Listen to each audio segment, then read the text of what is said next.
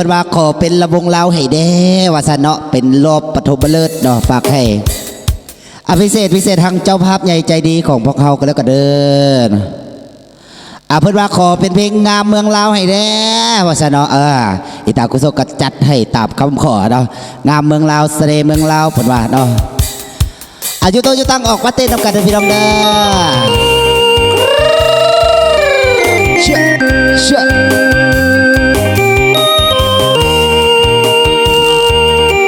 ฝากให้เป็นปฐมฤกษ์เนาะ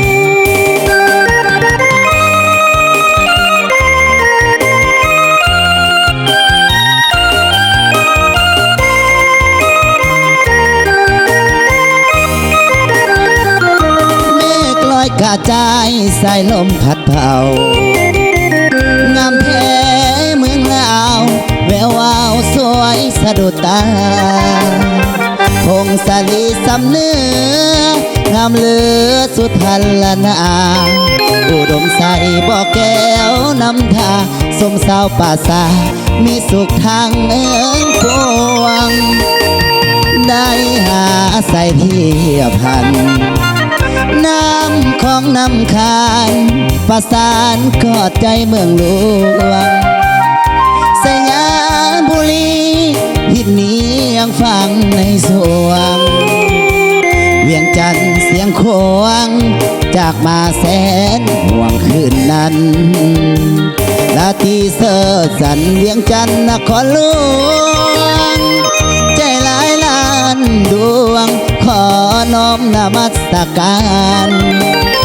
บริคำใสคำมวนพบพวนให้ใจไฟฝันสวรรค์เขตติสาลาวันตำนานเมืองใดโนเสาป้าเป็นขาวสาวเล่าพี่น้องคิดฮอดเสกองนวลน้องงามเฮนอเจ้าอัตตะเปื้อจะเอ้ยเห็นแล้วไอ้หายสุขเศร้าวันทาองค์แสนเมืองเขาให้โคเมืองลาวไปกาลนาน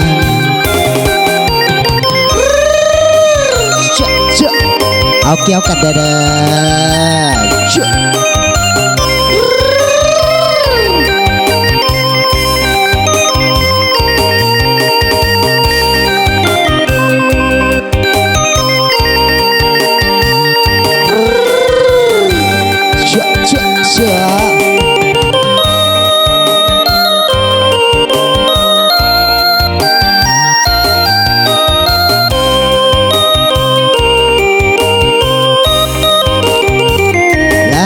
เสิร์สันเวียงจันทร์นครหลวงใจหลายล้านดวงขอน้อมนมัสการบริคำใสคำมวนพบพวนให้ใจไฟฝันสวรรค์เขตติสาลาวันตำนานเมืองใดโนเสาเป็นขาวสาวเล่าพี่น้องคิดฮอดเสกของนวลน้องงามแท้นอเจ้าอัตตะเปื้อจะเอ้ยเห็นแล้วไอ้หายโศกเศร้าบนทางองค์แสนเมืองเก่าให้คู่เมืองลาวไปกาลนา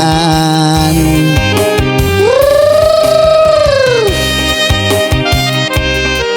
เชื่อเอาเกี่ยวกันอีกเด้อเกี่ยวซ้ายบายขวาเนาะ